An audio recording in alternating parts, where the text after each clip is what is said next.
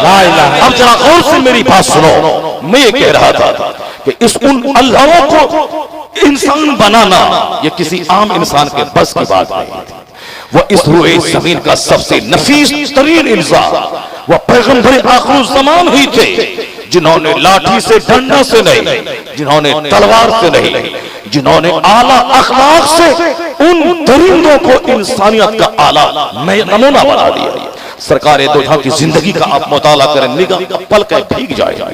Europe का दानिश्वर कहता है ये क्या इंसानियत है, ये क्या अखलाक है। हजरत Anas lived in the holy service of in the service of holy prophet for 10 years but he did not tell even what of Allah subhanahu। Europe का आज का पढ़ा लिखा दानिश्वर कहता है कि इस्लाम के पैगंबर की खिदमत में हजरत अनस 10 साल तक रहे, मगर इस्लाम के पैगंबर ने 10 साल की लंबी मुद्दत में अपने गुलाम को लफ्ज़ उफ तक नहीं कहा। अल्लाह समझ, मेरा गुलाम आज एक दिन मेरे पास रहे, 50 गाली, 50 बार उसको खानदान को लेके खंगालते हैं, लेकिन ये अखलाक का ऐसा मेयार किसने कायम किया कि 10 साल रहे खिदमत में गुलाम और एक बार भी लफ्ज़ उफ तक न कहा। जब मर्जी के खिलाफ वो काम करते थे हुजूर चुप हो जाते। हुजूर की खामोशी वो काम कर जाती थी कि 50 डंडा जो काम ना करे वो काम मुस्तफा की खामोशी कर जाती थी। सर खामोशी सब्र और तहम्मुल में वो ताकत है जिस ताकत से पूरे अरब को मुस्तफा ने मुसख्खर कर लिया था। सरकार दो जहां अलैहिस्सलाम अपने घरेलू जिंदगी को शानदार बनाने का जो पैगाम दिया है, आप डोमेस्टिक लाइफ में आप आ जाए। यूरोप का दानिश्वर जब आज पढ़ता है, हुजूर की जिंदगी का मुताला करता है, वो कहता है लाजवाब नबी, लाजवाब अखलाक, लाजवाब कल्चर उसने दिया है। जरा गौर से सुनिए, आज हमारे पास एक बीवी रहती है और हम और अपनी बीवी से कैसे डील करते हैं। रोजाना लड़ाई, रोजाना झगड़ा।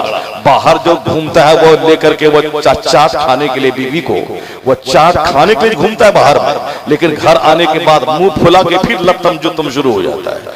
वो जो लोग डल झील अपनी बीवी को घुमाने ले जाते हैं कि साहब वहां कश्ती पे चढ़ के मजा ले लें 10 दिन, वहां बाहर में कश्ती और घर में आने के बाद कुश्ती चलने लगती है। बाहर में वहां डल झील की कश्ती है, घर में कुश्ती चलने लगती है। मार धार ये वो आपने देखा होगा 4 महीना पहले पटना का एक खाता पिता अरबपति घराने का आदमी, उन्होंने अपनी बीवी को शूट कर दिया। एक बेटा था उसको ज़बह कर दिया, एक बेटी थी उसको गोली मार दिया और खुद अपने आप को गोली मार लिया। करोड़ों का घर था पटना शहर।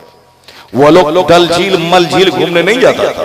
वो आज इस साल कनाडा, अगले साल पेरिस, अगले साल जर्मनी, अगले साल सिंगापुर, अगले साल बैंकॉक, थाईलैंड की राजधानी, वो नहीं विदेशों का सफर। बड़े बड़े घराने की औरतें सब जब बैठती हैं सहेलियां तो बात करती हैं कि इस बार बैंकॉक गए थे, अगले साल पेरिस का इरादा है, इस बार पेरिस गए थे, अगले साल वाशिंगटन डीसी का इरादा है। हम लोग वाशिंगटन डीसी सुनते ही रहते हैं और वहां घूम के वो आ जाती है। सब पैसे का कमाल है, यानी घूमने का कल्चर आजकल शुरू हो गया है। वो बाहर शौहर घुमाता है और जब वो घूम करके घर आता है तो बीवी शौहर को घुमाती रहती है।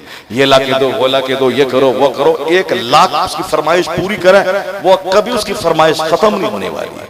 वो बच्चा को ये दीजिए, वो दीजिए, उनके हाथ में 1000 रुपए का चॉकलेट रहेगा बच्चे का, लेकिन दूसरे के हाथ में 5 पैसे का चॉकलेट है। ये बच्चा बोलेगा हमको वो लेके दे दीजिए, क्योंकि बच्चे की नजर में हवस है, हिर्स है, बच्चे के पास अकल है। वही हाल औरतों का होता है, चाहे उनको 10 साड़ी रहे 10-10 हजार रुपए की बॉक्स में, लेकिन किसी दूसरी औरत के बदन में 500 रुपए की साड़ी वो देख लिया, अब अच्छी लग रही है साड़ी, अब वो शौहर से डिमांड करेगी वो दे दी। आपको हम बोले थे वो ला के दीजिएगा, मगर आपने दिया नहीं। अब इसीलिए आजकल शौहर सभी सरेंडर कर गया है कि हम नहीं लाएंगे, तुम ही 500 ले लो, तुम ही ले आओ खरीद कर, अब तुम ही ले आओ, अब हम नहीं दे पाएंगे, हम तुम्हारी फरमाइश पूरी नहीं कर पाएंगे, तुम ही ले आओ।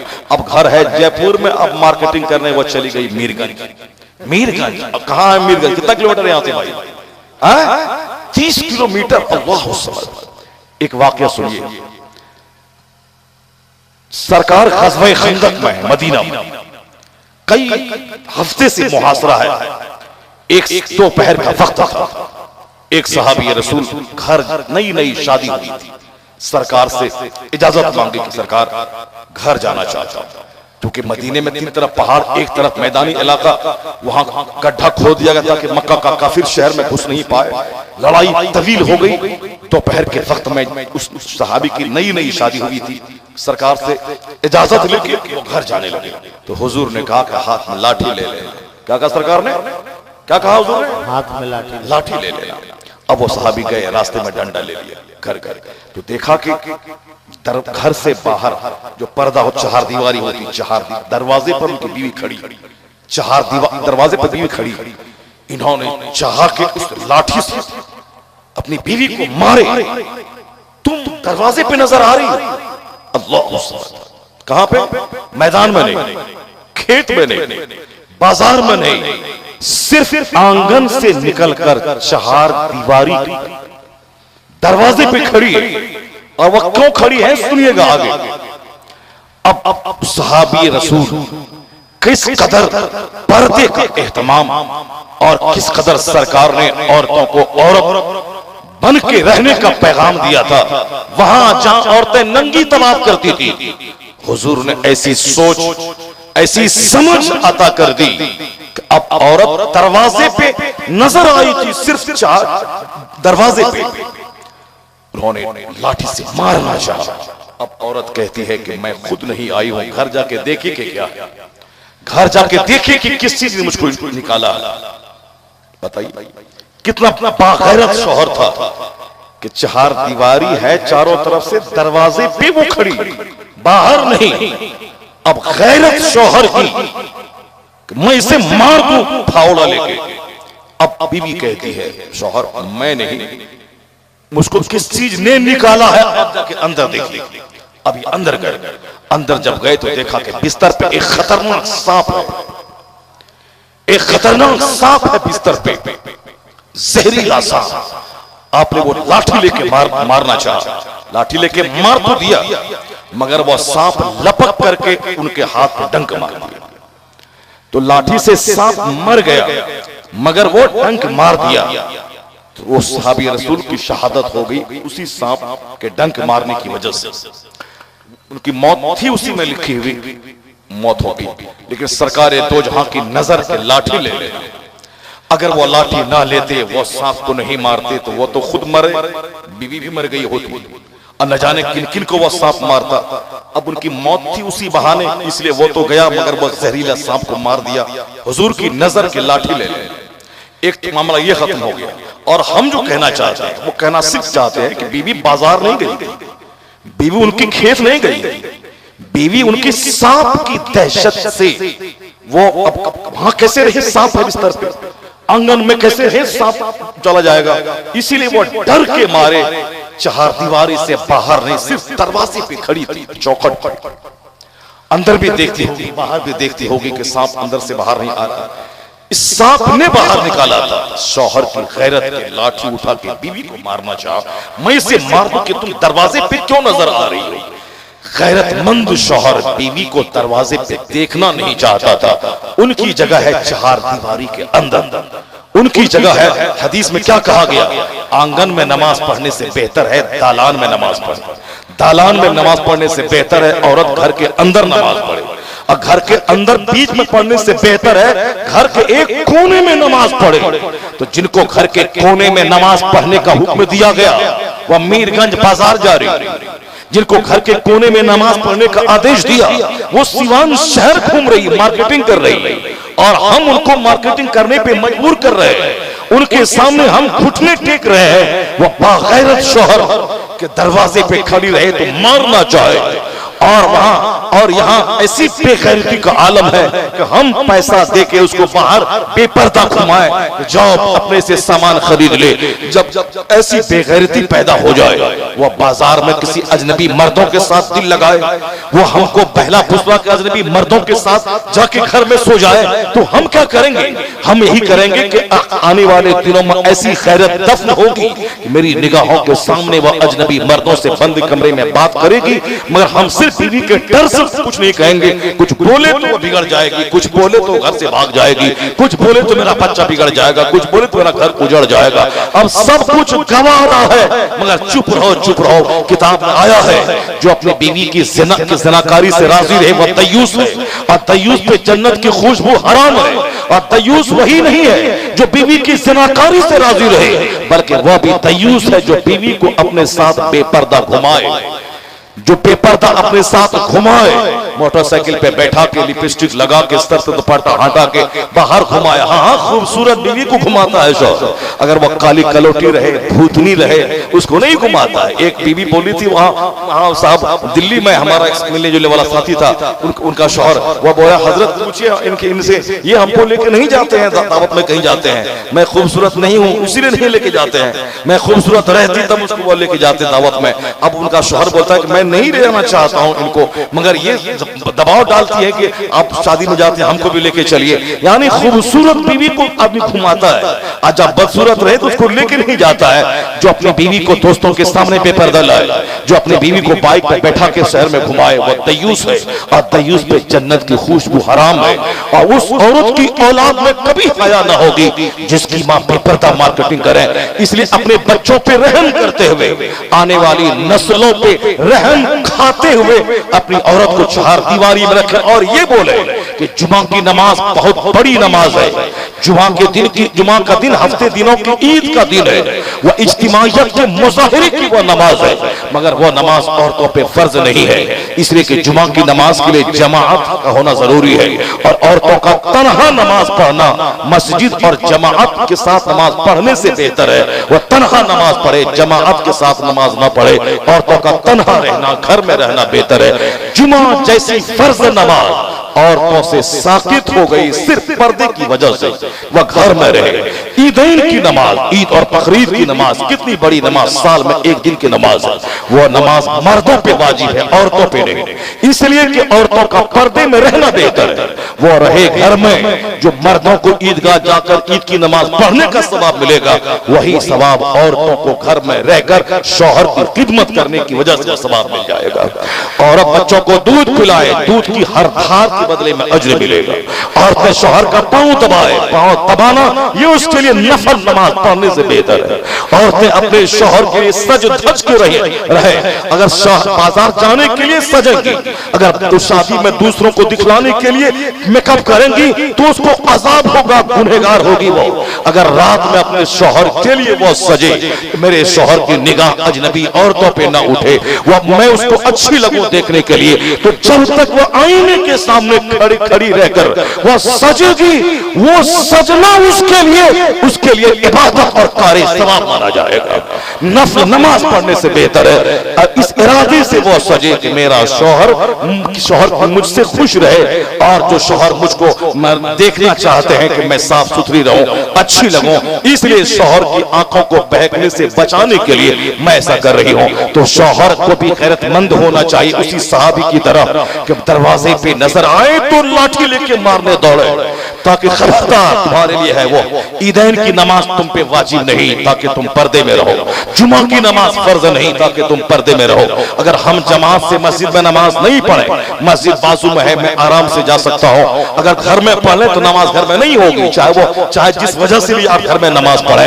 अगर इमाम सही नहीं तो इमाम को बदलने की कोशिश करें, किरात नहीं तो किरात अच्छी करने वाले इमाम को आप ले आए। दुश्मनी की वजह से नहीं हम जमात और मस्जिद छोड़ दे, नहीं। जो अगर मस्जिद में जा सकता हो ना जाए, वो घर में नमाज पढ़े, नमाज कबूल नहीं होगी। जमात से नमाज पढ़ना वाजिब है, और जो वाजिब का आदतन तारीख हो वह फासिक और मरदूदु शहादा है, उसकी कोई गवाही कबूल नहीं की जाएगी। इस कदर ताकीद है जमात से नमाज पढ़ने की, जमात से नमाज पढ़ने की। मगर औरतें बगैर जमात के तरह पढ़े उसके लिए कोई गुनाह नहीं, वह घर में नमाज पढ़े उसके लिए बेहतर है, सिर्फ इसलिए ताकि औरतें घर में रहें, पर्दा में रहें। उनका घर से बाहर निकलना फितने से खाली नहीं, उनका अजनबी मर्दों के दरमियान में रहना फितने से खाली नहीं, उनको समाज के लोगों की निगाहों को खराब करने के मुतरादिफ है। पर्दे का एहतमाम करते हुए जुमा की नमाज साकित, ईदैन की नमाज साकित, जमात की हाजिरी साकित, वो रहे अपने घर में।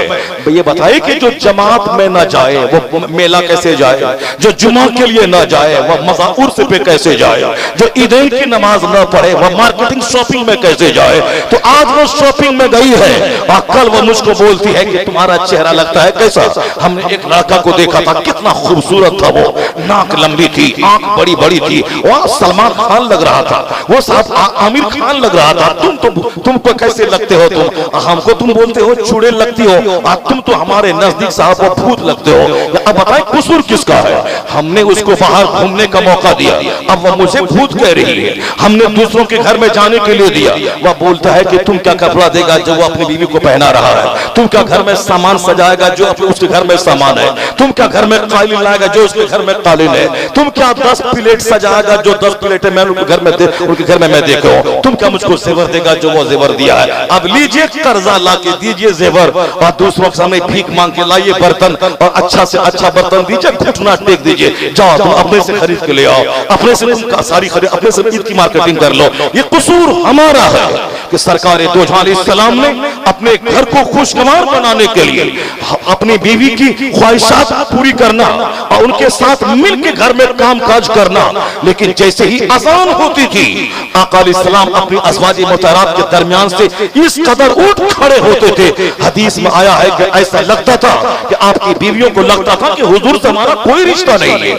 अब मुस्कुरा के बातें करना, हमारी बातों को सुनना, हमारी दिलजोई करना, और हम मस्त रहते थे हम लोग। लेकिन जैसे ही अज़ान होती सरकार इस तरह खड़े होते जैसे कि कोई रिश्ता नहीं, सीधे मस्जिद की तरफ। आप भी अपने घरों में वही दीनी माहौल पैदा करें, मुस्कुरा के बात करें, उनकी हर ख्वाहिश पूरी करें, उनको घर से बाहर न जाने दें, और जैसे ही नमाज का वक्त हो जाए आप घर से फौरी मस्जिद की तरफ जाएं और तुमको ताकीद करें नमाज कज़ा न हो, और नमाज कज़ा हुई तो तेरे हाथ का खाना मैं नहीं खाऊंगा। अगर आपने ताकीद की, घर में शरीयत का राज कायम किया, तो फिर 2 महीने का फाका होगा, लेकिन घर जन्नत का नमूना, जन्नत की क्यारी बन जाएगी। वाह वाह, आज घर में जो आग लगी है, आज जो आदमी खुदकुशी कर रहा है, बहुत जबरदस्त एक संगीन हादसा आजकल ये चल हो रहा है कि खुदकुशी के वारदात बढ़ रहे हैं। मोबाइल चलाते से ऐसे ऐसे ऐसे खटखट करके, जब जलसे में रहने के बाद भी ऐसे खटखट करके, जरा भी अदब नहीं, डिसिप्लिन नहीं, कोई अदब नहीं, बदतमीजी की इंतहा हो गई। मस्जिद में मोबाइल, जलसे में मोबाइल, खानका में मोबाइल। लगता है कि कभी जिंदगी मोबाइल का मुंह नहीं देखा है, बाप माँ ने कभी मोबाइल के बारे में नहीं बतलाया है। जब मोबाइल 24 घंटे मोबाइल, जब तक जगे मोबाइल, यानी जैसे कि वो खुराक से ज्यादा अहमियत रखता है। जलसे में मोबाइल ऐसे घुमाता, कोई मतलब नहीं, ऐसे घुमाना, कुछ देखा टिक किया बस फिर आगे बढ़ गया, टिक किया फिर आगे बढ़ गया, कोई मतलब ही नहीं उसका है, कोई मतलब नहीं, सिर्फ मोबाइल चलाना। उसकी आंख अगर खराब हो जाए जिम्मेदार वो है, ब्रेन खराब हो जाए उसके जिम्मेदार वो है, उसकी सेहत खराब हो जाए उसके जिम्मेदार वो है। मोबाइल चलाते हैं, जाहिर सी बात है अपनी बीवियों को कैसे तरबियत की जाएगी, घर कैसे संभाला जाएगा।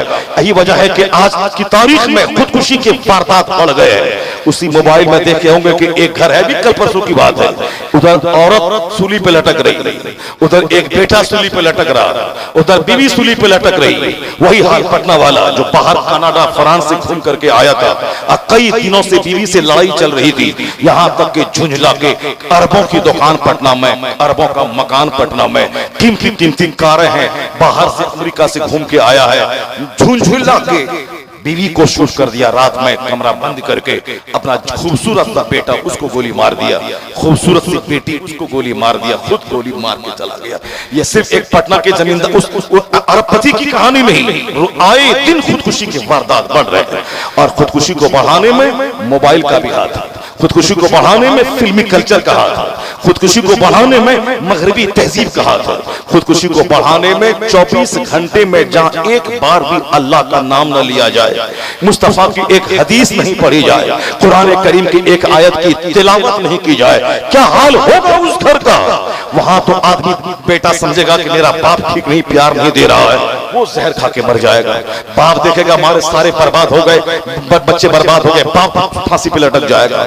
औरत देखेगी मेरा शौहर मुझको मारता है, गाली देता है, वो जहर खा के फांसी पे लटक के मर जाएगी।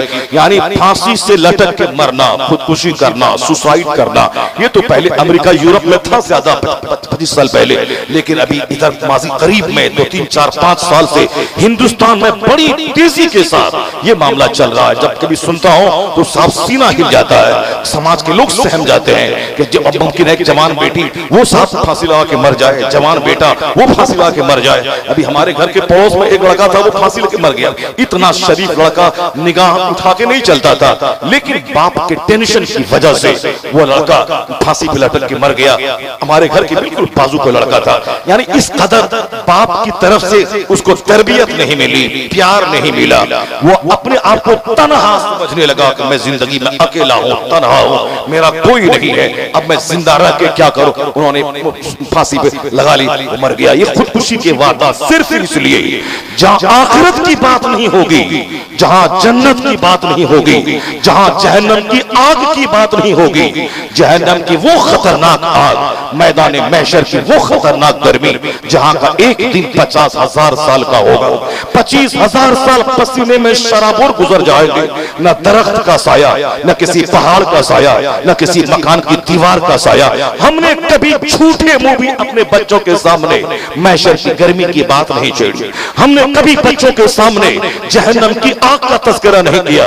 हमने कभी कब्र के हिसाबो किताब का तबसरा नहीं किया, सवाल और जवाब का तबसरा नहीं किया। हमने बच्चों के सामने हमने कयामत तक जो उस कब्र की तन्हाई में रहना होगा उसका कभी तस्करा नहीं किया। तो बच्चा दुनिया की मुसीबत को बड़ी मुसीबत समझ लिया, दुनिया में झुंझलाहट को बड़ी मुसीबत समझ लिया, जबकि कयामत के मुकाबले में करोड़वां हिस्सा भी दुनिया की मुसीबत नहीं है। चाहे बदन में कैंसर हो जाए, चाहे बदन का सारा गोश्त गल-गल के गिर जाए, चाहे 10 दिन का फाका हो, चाहे घर में आग लग जाए, चाहे सारा घर उजड़ जाए, कयामत का वो दर्दनाक अजाब जहन्नम का कि आग के 2 खड़ावन पहना दिए जाएंगे अदना दर्जे के जहन्नमी को, जिसकी गर्मी से भीजा ऐसा खोलेगा जैसे कि किसी कढ़ाई में तेल हो, उस पे वो तेल खोल रहा हो आग पे, उससे ज्यादा तपिश की वजह उसका सर खोलेगा, वह समझेगा सबसे बड़ा अजाब मुझको हो रहा है, हालांकि सबसे अदना तरीन अजाब उसको हो रहा होगा। ये अदना का जब ये आलम है तो बड़े बड़े क्राइम करने वालों के बड़े बड़े अजाब का क्या आलम होगा। ये बच्चा समझता है जिंदगी की उलझानी बहुत बड़ी, चलो इससे छुटकारा पालो, फांसी लेके मर जाओ। लेकिन इसके बाद की जो दुनिया है, जहां का एक दिन 50,000 साल का, जहां मौत ही नहीं है, मौत को ज़बह कर दी जाएगी। रहो जहन्नम में हमेशा हमेशा, और जो खुशनसीब जन्नत में है वो रहे हमेशा। हमने कभी यह तज़किरा नहीं किया। मौलाना एक बार एक फजाओं में चीख मारी, जलसा खत्म, सारी बात खत्म, इससे कुछ नहीं होने वाला है। सिर्फ एक मजहबी माहौल पैदा होता है, उलमा आते हैं, मेहमान आते हैं, एक साल भर की एक खुराक मिल जाती है, वरना इससे कल्चर नहीं बदलेगा, इससे घर का माहौल नहीं बदलेगा। घर का माहौल बदलने के लिए रोजाना दीन का चर्चा जरूरी है, रोजाना अपने बाल बच्चों के सामने आखिरत की बात जरूरी है। हुजूर अपनी अज़वाजे मोहतरात के दरमियान में है आखिरत की बात, सरकार मस्जिद नबी में सहाबा के दरमियान है आखिरत की बात, मस्जिद नबी की तामीर कर रहे हैं आखिरत की बात। अब वहां अब बताएं कि सहाबा के दिमाग में क्या बात बैठेगी। आखिरत आखिरत, जन्नत जन्नत, इतना नशा मुस्तफा ने डाल दिया था। जनाबे तहता अंसारी के पास आज के हिसाब से करोड़ों का बाग था। हुजूर ने जन्नत की बात की, वो करोड़ों का बाग अल्लाह की राह में खैरात कर दिया। ना उनकी बीवी ने कहा कि आपने ऐसा कदम क्यों उठाया, ना उनके बच्चों ने कहा कल हम कहां रहेंगे, कोई फिक्र नहीं। आज बात आई आखिरत की, उन्होंने सारा बाग अल्लाह की राह में खैरात कर दिया। जनाबे सुहैब रूमी मक्का गए थे, मक्के में वो कमजोर थे, बाद में दौलत जमा कर ली। जब हिजरत की बात आई, वहां से आने लगे मक्का से मदीना, मक्का के लोगों ने रास्ता रोक लिया। कहा सुहैब कहां जा रहे हो, कहा मदीना जा रहा हो। कहा तुम आए थे गरीब थे, तुम्हारे शहर में तुमने दौलत कमा के तुम मालदार बन गए, और तुम चाहता कि मैं सारी दौलत लेके मदीना चला जाऊं, ऐसा कभी नहीं होगा। जनाब सुहैब ने कहा अगर मैं सारी दौलत छोड़ दूं तो उन दौलत के हरीसों ने कहा तब तो मैं जाने दे दूंगा। जनाब सुहैब ने कहा सारी प्रॉपर्टी मैंने छोड़ दी, अब तने तना एक जान लेके मैं मदीना जा रहा हूं। जब हुजूर को पता चला कि जनाब सुहैब ने सारा माल छोड़ के मक्के से हिजरत करके मदीना आ गया है, आका ने नहीं कहा कि तेरा बच्चा क्या खाएगा, तेरी बीवी क्या खाएगी, और तुम कैसे रहेगा, तुम रहते वहां सारा पैसा लेके चुपके चुपके आ जाते। नहीं नहीं, मुस्तफा फरमाते हैं, आका फरमाते हैं वो भी हाँ सुहैब की तिजारत कामयाब रही, सुहैब की तिजारत कामयाब रही। सुहैब की तिजारत कामयाब रही। ये कौन सा जिगर था? सरकार दो जहां ने उन लोगों के दिमाग में वो आखिरत की बात डाल दी थी। मैदान बद्र है, एक साहबी खजूर खा रहे हैं, सरकार दो जहां ने कहा कि बस एक ही जंप में आगे जन्नत इंतजार कर रही है। कहा हाँ हुजूर, कहा। उन्होंने खजूर को फेंका, हाथ में तलवार ली और मैदान में घुस गए, चंद काफिरों को जहन्नम पहुंचाते हुए खुद शहादत का जाम पी लिए। यही वो एक नशा वही है, जन्नत का नशा, आखिरत का नशा, अल्लाह रसूल की खुशनुदी का नशा, जो दुनिया के सारे नशा की मस्ती को उतार दे, जो दुनिया के फैशन की सारी मस्ती काफूर कर दे, जो दुनिया की जिंदगी को बहुत बड़ी चीज समझ रहे हैं, इस सारे नशा को उतार दे। जिस जिंदगी से प्यार करते हैं, इस जिंदगी के से प्यार के बजाय आखिरत और मौत से प्यार होने लगे। आका इस्लाम ने कहा था कि एक जमाना ऐसा आएगा जिस जमाने में दस्तरखान पे खाना जिस तरह चुन दिया जाता है और लोग मेहमानों को आवाज देते हैं कि आओ खाना खा लो, उसी तरह एक वक्त ऐसा आएगा कि दुनिया की सारी कौमें आवाज देंगी, आओ इन मुसलमानों को लुक्मा बना लो, खा लो इसे। यानी नसरानी आवाज देगा यहूदी को, आओ मुसलमान को लुक्मा बना लो, मुशरिक आवाज देगा, आओ मुसलमान को लुक्मा बना लो, सारी कौमें आवाज देंगी इसे लुक्मा बना के खा जाओ। हुजूर ने क्या फरमाया? जिस तरह दस्तरखान बिछा के आवाज दी जाती है मेहमानों के आओ खाओ, उसी तरह दुनिया की सारी कौमें मुसलमानों को खाने के लिए एक दूसरे को आवाज देंगी। आका से पास कहा साहबा ने, सरकार क्या उस जमाने में हम बहुत कम होंगे? क्या हम थोड़े होंगे जो लोग हमको निगल जाएंगे? हुजूर फरमाते नहीं, उस जमाने में तुम्हारी तादाद बहुत होगी, लेकिन तुम्हारी हैसियत सैलाब में पानी के ऊपर बहने वाले उस खसो खशाक यानी पानी पे जो वो बहता है, घास बहती है, जो पत्ते बहते हैं, वो बेवजन पत्तों की तरह तुम बेवजन हो जाओगे, तुम्हारा कोई वेट वजन नहीं होगा, इसलिए सारे काफिर तुमको निगलना चाहेंगे। तो सहाबा से उसने पूछा, या रसूलल्लाह वो दिन क्यों आएगा? आका ने कहा कि तुम्हारे दिल में वहन डाल दिया जाएगा। पूछा सहाबा ने, मल वहन या रसूलल्लाह, ये वहन क्या चीज है? आका फरमाते हैं दुनिया कराहियतुल मौत, यानी दुनिया से प्यार हो जाएगा, मौत को नापसंद करने लगोगे, मरने से ना घबराओगे और तुम जिंदगी से प्यार करोगे। इसकी वजह से तेरी हैबत काफिरों के दिल से निकल जाएगी और वह तुमको मिटाने के लिए एक दूसरे को आवाज देगा। आज एक शदीद सानहा सामने आया, मगर सिर्फ इसलिए कि हमें बेटी से प्यार है, हमें अपने मकान से प्यार है, हमें अपनी जिंदगी से प्यार है। जिंदगी से नफरत जिनको थी वह साहब ईरान को जीतता था, वह स्पेन उसके डर से थर्राता था, और यहाँ सिर्फ अपना मकान, अपनी बीवी, अपना घर, अपनी जिंदगी। नतीजे में काफिरों के दिमाग में जो प्लान आ रहा है वो एक एक करके सारे प्लान को वह प्रैक्टिकल की धरती पे उतार के वो हमें चिढ़ाता चला जा रहा है। जज्बे जहाज सर्द हो गया, जिंदगी से प्यार और मौत से नफरत हो गई, हम मरना नहीं चाहते हैं। शहादत का नशा जो मुस्तफा ने डाला था वो नशा हमारे दिमाग से खत्म हो गया। अब बाल बच्चा के बेचा कैसे रहेगा, बेटी की शादी कैसे होगी, बीवी कैसे रहेगी? सिर्फ बीवी की फिक्र है, जन्नत की फिक्र नहीं। बेटे की मुस्तकबिल की फिक्र है, कब्र के अज़ाब की फिक्र नहीं। इस जिंदगी की फिक्र है, शादी ब्याह कैसे करवाएंगे, हिसाब किताब कैसे होगा, उसकी कोई परवाह नहीं। लगता है कि हजरत अनस के पास 100 बेटे थे और सारे बेटे भूखे रहते थे, किसी की शादी नहीं हुई। जिस सहाबी को मुस्तफा ने दुआ दे दी थी, 100 बेटा उनको अल्लाह ने दिया था, क्या वो भूखे मर गए? हजरत गौसे आजम को 49 औलाद अल्लाह ने दी थी, क्या उनकी बेटी बिन ब्याही रह गई? क्या उनके बेटे भूख खाने दाने को तरस गए? नहीं नहीं, जिनके पास 49 औलाद थी वो हम जैसे एक दो बच्चों वालों से करोड़ों गुना ज्यादा अच्छा खाते थे, अच्छा ज्यादा रहते थे। पूछे गौसे आजम से, सरकार 49 औलाद, 4 बीवियां, कैसे गुजर बसर हुआ? गौसे आजम कहेंगे, अल्लाह का फरमान नहीं सुना नादान, वमन यतवक्कल अलल्लाह फहुवा हस्बुह, जो अल्लाह पे भरोसा करता है अल्लाह उसके लिए काफी हो जाता है। यहाँ वो एतमाद कमजोर हुआ, अल्लाह पे भरोसा कमजोर हो गया। हम ये नहीं करेंगे लंद फंद तो कैसे खाएंगे, जाओ मरो उसी वादी में, कमाओ भी, खुदकुशी भी करो, जहर भी खा के मर जाओ। हुजूर ने कहा था वादी मेना में जो अपने पीछे दीन का गम लगा लेता है अल्लाह उसकी दुनिया का कफील और जिम्मेदार हो जाता है। जो अपने पीछे दुनिया का गम लगा लेता है अल्लाह उसकी निगाहों के सामने गरीबी का दरवाजा खोल देता है, वह कमाता जाता है और उसकी प्यास बढ़ती जाती है। फिर किसी वादी में जाके मर जाए अल्लाह को उसकी कोई परवाह नहीं होती है। हमने अपने घर में इस्लामिक कल्चर नहीं पैदा की, नतीजे में खुदकुशी के के वाकयात पढ़ रहे हैं, उसको रोकना है तो अपने बाल बच्चों की घुट्टी में इस्लाम पिलाइए, अपने बच्चों के दिमाग में आखिरत डालिए और रोजाना अपने घर में 5 मिनट की सही दीनी महफिल कायम कीजिए। और जब तक के हुजूर के हदीस न पढ़े रात का खाना ना खाइए। और उस हदीस में आखिरत की बात, हजरत उमर इब्न अब्दुल अजीज मुत्तकियों के सरदार का नाम है, रोजाना आलिमों की जमात को बोला कि आखिरत की बात, महशर की बात, क़यामत की गर्मी की बात सुनते थे, इस कदर रोते थे कि जैसे कि जवान बेटे की लाश सामने रखी हुई हो। मुत्तकियों का सरदार, वह 5वां खलीफा राशिद, जिनके जन्नती होने में कोई शक नहीं, उनका मामूल था कि रोजाना आलिमों की जमात को बोला कि जन्नत और आखिरत की बात सुनते थे।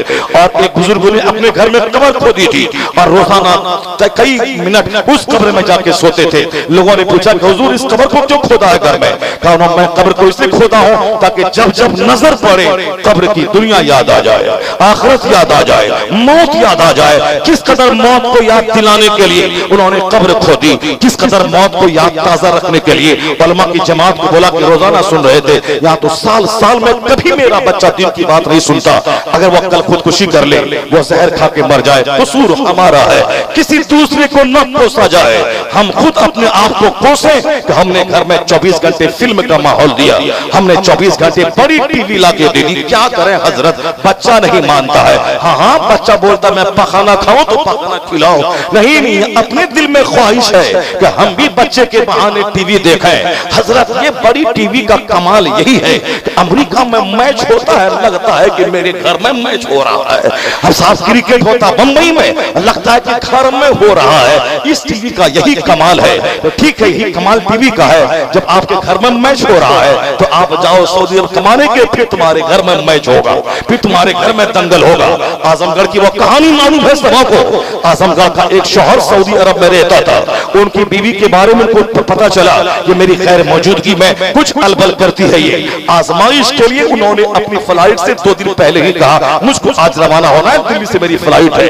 अब उनकी बीवी ने सारा सामान पैक कर दिया। ये यहाँ से गया आजमगढ़ के उस होटल में जाके ठहर गया जिस होटल के बारे में भनक लगी थी, वहां जाके ठहरा और जाके होटल वाले से कहा कि लाओ कहाँ है वो खुफिया फोटो। अब दिखलाया, दिखा के उसमें उसकी तस्वीर नजर आ गई।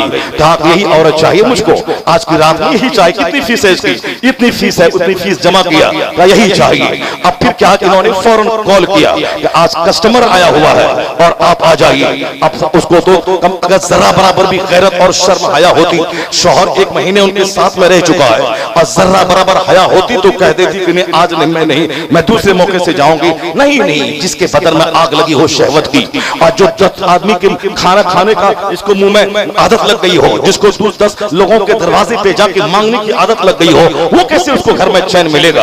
आपने सुना होगा ना वो आदमी, एक शख्स की बीवी थी जो बदकारी में मुलव्विस थी, तो शौहर ने कहा था तुम इसको छोड़ दो। कहा ठीक है मैं छोड़ दूंगी, अलबत्ता सिर्फ 1 हफ्ता तुमको ये काम करना है कि 10 आदमी के यहाँ से मांग के खाना लाके तुमको खाना है, और मैं फिर छोड़ दूंगी ये ज़िनाकारी। वो बोला तुमको बात रखने के लिए मैं ऐसा कदम उठाता हूँ। वो गया 1 हफ्ता, अब 10 आदमी के यहाँ से मांग के खा लिया। अब वो बोलता है कि अब तुम ये मांग के खाना छोड़ दो। अब शौहर क्या बोलता है, तुम छोड़ो ना छोड़ो, अब मैं तो ये नहीं छोड़ूंगा। कहा जब तुम नहीं छोड़ सकता है तो मैं कैसे छोड़ दो? अब तुम भी मांगते रहो, तुम भी बदकारी करती रहो, यानी सरेंडर कर जाना। यही हाल है आज के मर्द और औरतों का कि तुम जो करता गुटखा खाने खाते रहो और दूसरों की वो बेटी पे नजर डालते रहो और मोबाइल में गंदी तस्वीर देखते रहो, और हम भी जो करते हमको करने दो, तुम भी मस्त रहो हम भी मस्त रहे। जब रात हुई और जब उसका वो कष्ट, जब वो शख्स औरत आई और उसके कमरे में जब घुसी, शौहर को देख के उसके होश उड़ गए, पांव तले की जमीन खिसक गई। ये क्या हो गया? अब उस वक्त क्या हुआ, कैसे रोए धोई, कैसे शौहर का तलाक दिया, कैसे क्या किया, वो तो बाद की कहानी है।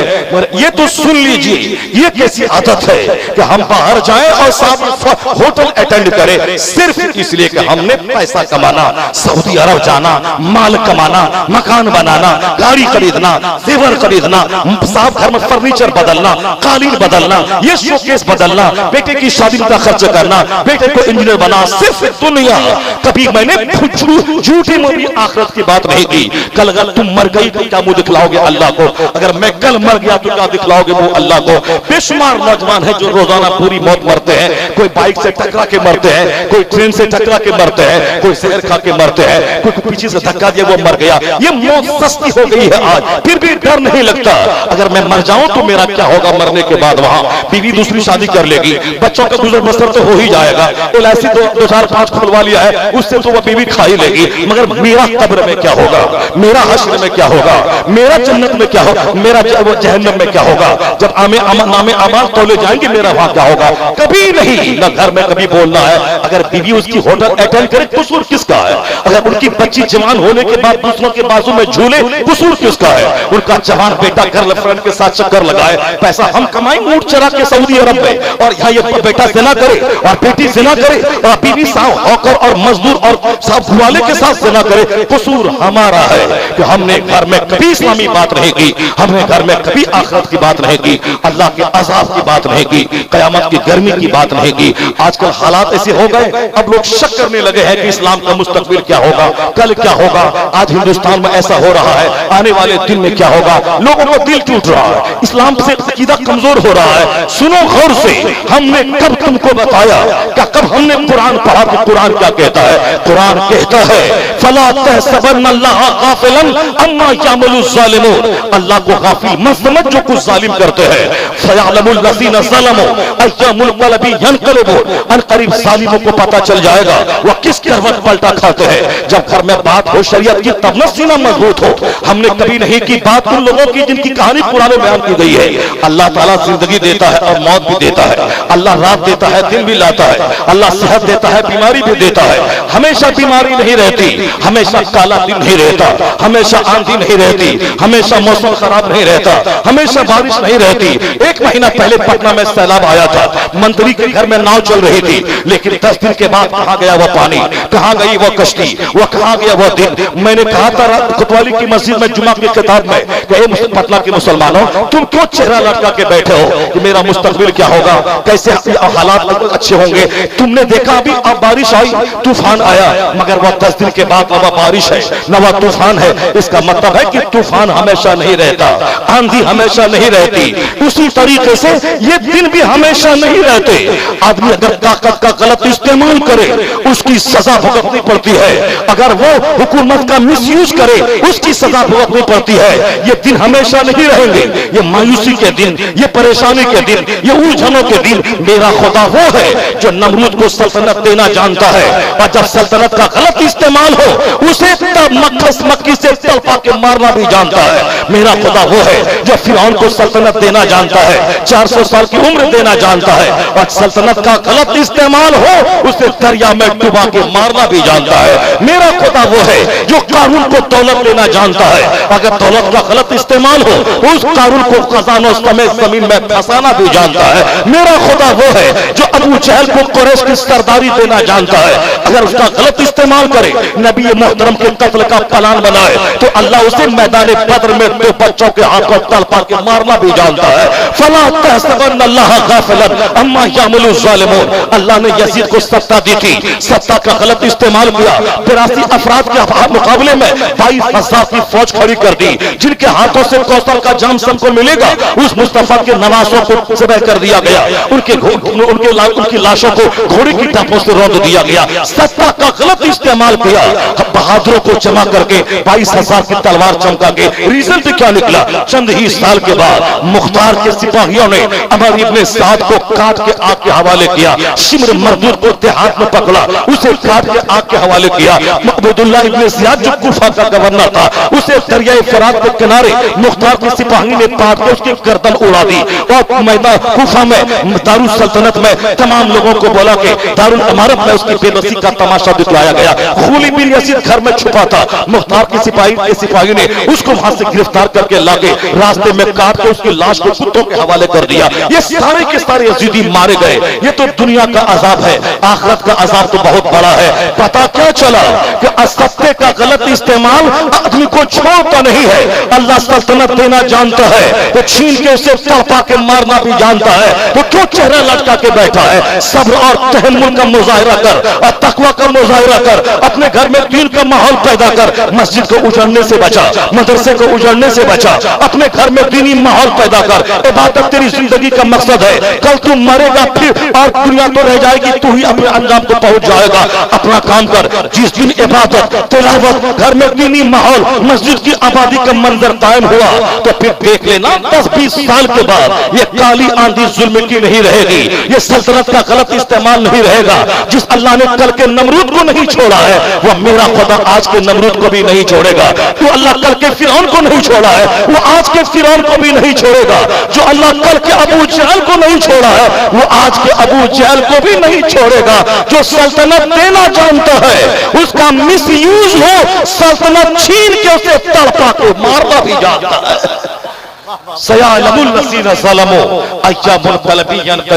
अनकरीब सालिमों को पता चल जाएगा वो किस करवट पलटा खाते हैं। ये सारी बातें मालूम वहां से होती है जहां से आदमी घर में दीनी माहौल पैदा करता है। शरीयत का माहौल घर में पैदा कीजिए, तमाम फिल्मी तहजीब को घर से निकाल दीजिए। सेहत अगर प्यारी है, आखिरत अगर प्यारी है, बाल बच्चे अगर प्यारे हैं, घर का माहौल अगर प्यारा है, बस एक ही रास्ता है, अकाल इस्लाम की सच्ची वफादारी, सरकार की सुन्नत और शरीयत को गले से लगाना। जिस दिन ये माहौल पैदा हुआ यहाँ भी अमन, यहाँ भी राहत, यहाँ भी सुकून, यहाँ भी चैन। और फिर आखिरी बात, अगर काफिर ने टॉर्चर करके अगर गर्दन काट ही दी तो दूसरे लोग जिंदगी से प्यार करें और डरें। यहाँ तो काफिर गर्दन काटे एक ही जंप में जन्नतुल फिरदौस में पहुंच जाएगी। यहाँ शहादत है, शहादत की मौत सबको नहीं मिलती है। ये मर्तबे बुलंद जिसको मिला मिल गया, सबके नसीब में दारो रसन कहा। इसलिए मोमिन घबराता नहीं है हालात से। जालिमों का जुल्म उससे खोखला बना देगा, उसे तबाह कर देगा, उसकी ताकत को कमजोर कर देगा। जुल्म फिर जुल्म है, जब बढ़ता है तो मिट जाता है। अपने सीमा पे पहुंचने के बाद फिर उसके वही जुल्म उसकी बुनियाद को खोखली कर देता है। वो तो तबाह बर्बाद हो ही जाएगा। आप तबाही से बचने के लिए अपने घर में सुन्नत का राज, शरीयत का राज, सरकार की सच्ची गुलामी का राज कायम कीजिए। फिर क्या है, यहाँ भी आराम, मरने के बाद भी आराम। कब्र में जहाँ कोई साथ न दे वही मुस्तफा आपको साथ देंगे। महशर में जब कोई साथ न दे वही अकाल इस्लाम पुलसरात पे आपका साथ देंगे। जो मरते वक्त साथ दें, जो कब्र में साथ दें, जो मीजान पे साथ दें, जो पुलसरात पे साथ दें, उस मुस्तफा की गुलामी हमारी जिंदगी की सबसे पहली प्रायोरिटी होनी चाहिए। नाराज रहे समाज, मुस्तफा राजी रहे, नाराज रहे बीवी, मुस्तफा राजी रहे, नाराज रहे सारा कल्चर, सारी आबादी, हुजूर राजी रहे। जो मुस्तफा की रजा ढूंढता है तो फिर जहां सारे लोग छोड़ दें वहां मुस्तफा उसे तलाश करते हैं कि मोहम्मद से वफा तूने तो हम तेरे हैं, यह जहां चीज है क्या लौहो कलम तेरे हैं। दुनिया वाला कुछ भी करे हमको उससे बहस नहीं। मेरा नारा आला हजरत ने जो दिया उन्हें जाना उन्हें माना, न रखा गैर से काम, लिल्लाहिल हम्द में दुनिया से मुसलमान गया। एक कामयाब समाज के निर्माण के लिए जो बातें होनी चाहिए वो बातें मैंने मुख्तसर तौर पर आप तक मैंने पहुंचा दिया। अब इसको आप गले लगाइए। आधा घंटा हो गया होगा भाई, कितना हुआ? 2 घंटा 2 घंटे से जायद हो गए, 2 घंटे 10 मिनट। बताइए, हम तो सोचा था कि 1 घंटा बोल के खत्म कर देंगे, मगर हमारे मौलाना अब्दुल मालिक मिसबाही रजवी ये कहाँ गए? अब्दुल मालिक साहब चले गए। माशाअल्लाह, अल्लाह ताला आपको जज़ाए खैर अता फरमाए और हमारे साहब मौलाना ताल्लुक साहब को भी जज़ाए खैर अता फरमाए। हमारा वो नौजवान इश्तियाक है, ये सारे नौजवान सब है माशाअल्लाह। और आलिमों को रिसीव करना, आलिमों को छोड़ना, अच्छा से खिलाना पिलाना, इज्जत देना। जिस तरह आपने आलिमों को इज्जत दी, अल्लाह ताला आपको इज्जत नसीब फरमाए। जोर से बोले ना आमीन, आमीन। अल्लाह जिस तरह आपने जलसे को आबाद किया, अल्लाह आपकी जिंदगी को आबाद फरमा, आमीन। और इतना जरूर याद रखना, जाते जाते जलसा कराना, जुलूस करना, अजमेर जाना, खिचड़ा बनाना, पुलाव बनाना, जुलूस निकालना, गौसे आजम का मुर्गा ज़बह करना, ये सब नफल इबादत है। नफल कबूल नहीं होता है जब तक के फर्ज अदा ना करे। नमाज पंजगाना पढ़ना फर्ज है, उसको छोड़ के कोई नफल काम नहीं देगा। रोटी चावल छोड़ के चटनी से भूख नहीं मिटती है, इसीलिए ये क्या है, जुलूस जलसा ये सब चटनी है, और असल में रोटी चावल वो नमाज है। नमाज फर्ज आजम है। आला हजरत ने लिखा है कि कोई भी नफल इबादत कबूल नहीं होता जब तक कि फर्ज ना अदा करे। 1 लाख आदमी को इफ्तार करवा दें, उस वक्त तक कबूल ना होगा जब तक कि अपना फर्ज रोजा न रखें। 50 करोड़ की मस्जिद बना दें, उस वक्त तक ये नेकी कबूल नहीं होगी जब तक कि आप खुद नमाज ना पढ़ें। इसलिए नमाज फर्ज आजम। क़यामत के दिन ये सवाल नहीं होगा तुमने जलसा क्यों नहीं करवाया, ये सवाल होगा कि तुमने नमाज क्यों नहीं अदा की। अगर तुमने जलसा करवाया है एक नफल ने की चटनी, अब रोटी खाने के लिए तैयार हो जाओ, यानी नमाज पढ़ा करो। फर्ज आजम है, किसी हालत में माफ नहीं है। सबसे बड़ा फर्ज, रोजे से बड़ा फर्ज, हज से बड़ा फर्ज, ज़कात से बड़ा फर्ज क्या है, वो नमाज है। इसलिए मैं चाहता हूं कि इश्तियाक की जन्नत जाए। ये जितना बिल्ला लगाया लगा, अरे अरे अरे अरे ये देखिए ये सो गया, ला हौल वला कुव्वता इल्ला बिल्लाह। हमको सोना चाहिए, हम कई दिन के हम नहीं सोए हैं ठीक से, और ये सो गया, जो कल भी सोया था और कल भी सोएगा, भी सो गया। तो मैं चाहता हूं कि कम से कम 5 नौजवान ऐसा हो जो वादा करे इस जलसे में कि मौलाना साहब आपकी गुफ्तगू मैंने सुनी, और जब नमाज के बगैर कुछ भी काम नहीं आएगा, जलसा जुलूस कुछ काम नहीं आएगा, बिल्कुल 100% काम। सही बात यही है। आला हजरत लिखा है कि 5 करोड़ की मस्जिद बना दे, वो नफल नेकी है, फर्ज नहीं।